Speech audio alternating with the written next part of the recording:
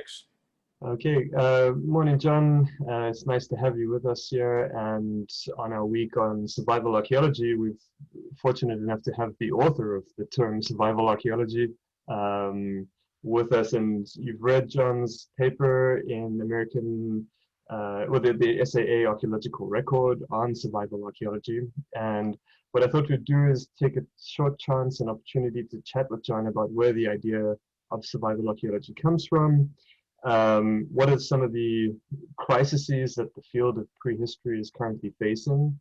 What are these bigger questions that we could be asking in survival archaeology? And possibly at the end, a little bit of discussion of how relevant this topic is to countries outside of the US or our current political climate and how that might be influencing our thinking of survival archaeology. So, John, with that, really happy to have you, and thanks for taking the time. If you want to get us kick-started on how this came up, this theme and this idea. A couple of inflection points. First off, I started making and using stone tools and doing this ancestral skill stuff back when I was like 10, early teenagers. It was, we lived in a small country town in Massachusetts, and so there's endless woods and fields, and we used to call it playing Indian. But it's just fun. You learn how to make cordage, make stone tools, how to find water, how to track animals. All this stuff was part of my childhood, and I think probably the connection there was when I went to college. My professors started talking about stone tools, and I said, "Oh, they were talking about something." I said, "Oh, no, that's not how they're made. This is how they're made." And Professor Gable and Dr. Williams says, "How do you know?" I said, "Well, I've been making them for 10 years. I just assumed that the people who studied stone tools, like these archaeologists, would that they know how to make them too, and they set me right. I said, "No, this is unusual." I said, "What else do you know how to do?" I said, "Well, this, that, the other thing." And so a lot of these bushcraft skills were things I picked up as a kid. Then, I discovered some of them are applicable to just doing field work, out in rural areas in Middle East, Africa. Others, sometimes it helps you think about different kind of questions. So, that's the background. Actually, the term survival archaeology, I didn't invent it. A journalist, a lady named Marilyn Johnson did it. After she took one of my classes here at Stony Brook and saw me talking about, more about how do these guys make fire? How do these guys not freeze to death? How do they, find water, rather than what names we gave to the stone tools? And, so she coined the term in her book, Lives in Ruins. Something about archaeologists and the lives of archaeologists. And I was flattered. I thought, that's a nice term. And it's someplace along, I don't know, midlife crisis or something or whatever, I decided to really plunge into the bushcraft, wilderness survival stuff. I'm reading more about it. I took survival classes out west.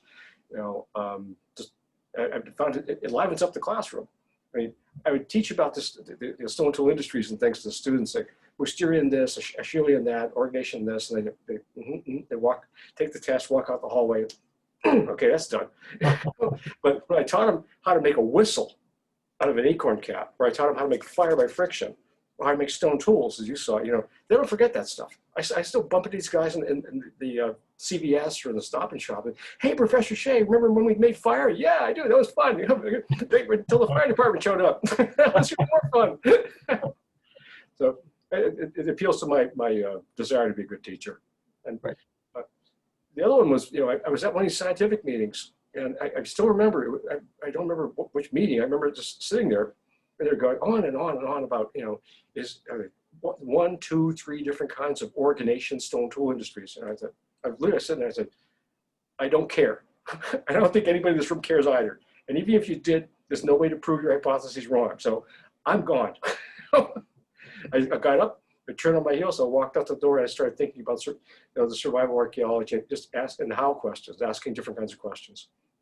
Well, that's a pretty good segue to discussing what some of the crises in prehistory are, and I think you pointed to the irrelevance of questions that prehistorians ask to actual questions in human evolution. Yeah. Things that perhaps can be falsified, can be properly hypothesized.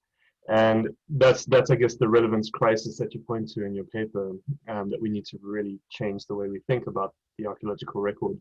And it leads us to these how questions. You do mention in your paper the difference between a who question and a how question. And I was wondering if you could clarify that for the class and just explain what the difference is between those. Who questions are questions by the identity, about how this group of prehistoric humans and this other group of prehistoric humans are related to one another, how one or the other or both of them are related to us. It's about relationships. How questions are about, and so as such, who questions are kind of backwards looking. You're looking back into the family tree, into the personal DNA, and much like family trees, everybody cares about their own, and absolutely nobody cares about yours. So, how questions are about solutions to problems. How do you make fire? How do you find water? How do you, survive a global, warming or cooling event? How do you deal with a flood? You're out of food. How do you feed yourself and your kids? That's the difference. How questions are about finding solutions to problems. Mm-hmm. And those solutions, they're the common heritage of all humanity. I mean, that first stone tool somebody threw over their shoulder near Lake Turkana, that's not a uniquely Kenyan heritage. That's not a uniquely African heritage. That's everybody's heritage. That's, I guess, the appeal to me is that how questions cast the net broadly amongst the audience, and they also look forward. We're confronting climate change. We did it in the past. We dealt with the Ice Age. We didn't curl up in a cave and wait. We colonized the whole planet. So to me, the how questions are forward-looking and they're optimistic. You look back and say, okay, it's a little warmer this year than it was. People were living here when there was a glacier, literally parked a kilometer from where I'm standing right now, and a mile of ice where you're sitting right now. So, I mean, it's a little warmer this summer. Give me a break. But the point is, we're going to have to deal with these crises, and we got a huge, we got a long archaeological record of how people dealt with past crises, and it's just archaeologists just aren't making the case that all this, time and treasure we've spent researching these things can guide us going forward. I mean, the sea level's rising. Gee, what are we going to do? It's like, well, do what your ancestors did. Don't build cities on the coast, on shallow coastlines. Or, oh no, California's on fire. Did you look at the places where the fires are burning? Yeah, okay, as an archaeologist, did you notice that there's no big cities there? Because people didn't like their houses to burn down. I'm making fun of it, but if archaeologists don't do this with science, there are plenty of people out there who'd be happy to guide us the way forward through following non-scientific approaches. Mm-hmm. And we see what happens when people do stupid stuff in rural areas. The search and rescue people have to go looking for them, and often they come back in a bag. Right. So one of the ways that our ancestors solved the problems of climate change or dealing with hypervariable environments was to pick up and move, and that was partly allowed by the fact that we had low population densities and smaller groups. We no longer have those situations. So what do you suggest for a way for us to deal with these kinds of issues that doesn't involve mobility in the way that our ancestors did? There's two, when you're stuck, there's two options.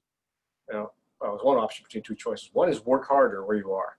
So if we're going to maintain a population up around 7 to 10 billion, we're going to have to work harder in place. The other option, is to figure a way to get off this rock. Mm-hmm.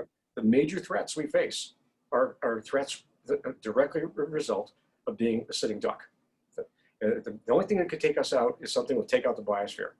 And so two major sources of that kind of threat are extraterrestrial impacts, big dinosaur killer asteroids, or large-scale volcanism, like the Siberian or Deccan traps. Mm-hmm. And if we put all our eggs in one basket on this planet, we're stuck. So we got to throw appropriate resources at trying to move populations, move our ecosystem, not just humans, but move the ecosystems off Earth and away from the sitting duck. It's going to be ruinously expensive. I mean, but and it'll take a long time. This isn't something I'll ever see. And I don't think children alive today will ever see significant numbers of people living off Earth. But you got to start by pushing the canoe off the beach. The Chinese proverb: the journey of 1,000 miles begins with a single step. Right. And this is the thing, it's not an either or choice. You can't say, oh, hell with space exploration, we'll just sit here and work harder. No, that's not solving the problem. But it's like taking all your chips and putting them on, red 13. So, and thankfully we have Space Force behind us backing these efforts. So we should be there soon. Right? Yeah, well, but science fiction is a great source of ideas, but it's not the ideas that are going to get us there. It's the science that's going to get us there. If we discover putting small groups of people on an island, like happened many times in the colonization of the Pacific, and they get out of touch, they die. There's plenty of these small islands where there's traces of failed human occupations. That's the model for the future. And so we look at how humans dispersed in the past, learn lessons, and then apply them to the future. Which I think brings us to a nice final segue, Space Force, that is, to whether or not the current crises that we face and the increased need for something like survival archaeology in the continental US is really driven by our current sort of political situation, in which we have a lot of science denialism and people resorting to other forms of knowledge to try and make sense of the world around them and to develop survival strategies. I don't know if you've seen colleagues in other parts of the world, perhaps Australia, or even in Southern Africa, develop similar approaches. Yours seems to be quite unique, and I'm wondering if it's coming from the context in which you're writing and experiencing these issues. Yeah, I think it may be more an American thing because, we all have shallow roots here. Some of us can trace our ancestry back to this little village or that other little village, but our future's here. We're all immigrants, and and the whole reason people came over here, for one reason, even back to the first Native Americans who came over from Siberia, they're looking for something new. They're looking for something different. They didn't look back. Oh, gee, if only we could migrate back to Siberia. No, you're in Mexico. Go hunt some mammoths. What the hell's wrong with you? I think it is, in that sense, we are, like Eric Wolf's title, Americans, rather than the people without history. We make our history going forward. The other thing is that, the non-scientific voices seem to be louder in this country. And that's partly, Americans are a religious bunch. If any measure of religious observances, we're way up there in terms of comparisons to other countries. So, we see right ahead of us, people having anti-science attitudes or casual, unscientific, uninformed attitudes about stuff that will kill you. Mass rallies without masks in the middle of a pandemic. What could possibly go wrong? Europe, 14th century. North America, 17th, 18th centuries. Go ahead. But the relevance crisis is there because archaeologists, we want to be, in America, science is prestigious. Many American archaeologists want to be perceived as scientists. Well, okay, you can be part of the club, but you got to pay your dues. And pay your dues means if society has a crisis and you can contribute to it and alleviate pain, suffering, prevent people from driving the collective ship into an iceberg, then it's not just something you should do, it's something you have to do. It's a moral duty. That's fantastic. I think it's a really good note to end on as well. John, thanks for taking the time today to come to the class, and we're gonna troll through your paper now, answer some cool and interesting questions, and we'll be sure to knock on your door when the questions arise. If you have a couple of questions, after your class, shoot them to me in an email. I will try to make time as soon as I can to deal with them. I got a lot of things in the air right now. I always make time for you guys. Fantastic. Thanks, John. Have a good day.